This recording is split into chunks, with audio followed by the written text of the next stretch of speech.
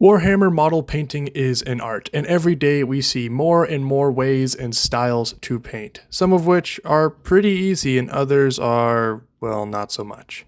Rust effects are one of those. I see a ton of different ways to achieve this effect. However, a lot involve buying an actual rusting paint or other fancy products or techniques. That's why I'm here.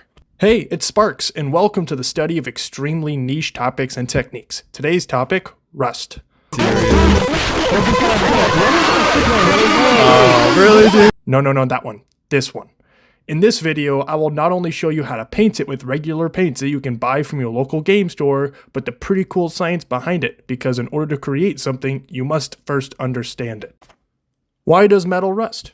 What is rust? To put it simply, rust is another name for the corrosion of metal known as oxidation. Oxidation is a chemical reaction, whereas the iron is exposed to air or water and is transformed into iron oxide.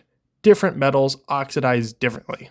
The most common form of this is in iron or steel, where we see it take on a brown color, then red as it flakes off the metal. Given enough time, it will coat and corrode the entirety of the metal, eventually leaving a pile of red-brown powder.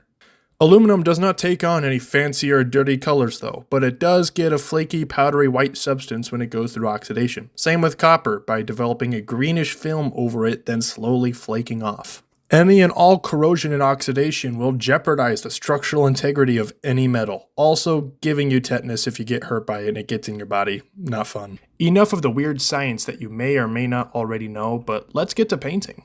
You will need a surface to mix your paints on. It could be an old piece of tile, a wet palette, or any hard surface that you're not afraid to get paint on. For paints, I will be using Citadel paints, Dryad Bark, Iyanden Yellow, and Wild Rider Red. I'll be using a piece of Orc terrain as an example. To start, you'll want to use your brush to add water to your palette. The objective here is to thin your paints that you're adding down to a wash. Then add some brown into your little puddle that you've made. Then slowly add a little bit of yellow, then orange. Then mix it up until it's nice and homogeneous.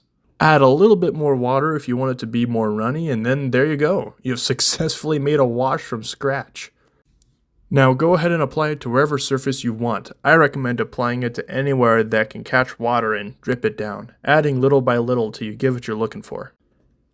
Now if you're wanting something with a little more color in it, take a small brush with some of that orange on it or Wild Rider Red, then apply it to the model while it's still wet, mainly focusing on the small corners and the recesses and edges of the model. Then wait for it to dry and you're done. And there you have it, some pretty useless science and information with some pretty useful painting advice. If you liked what you saw, then go ahead and like and subscribe. And be sure to check out the channel for more videos like this. See you next time!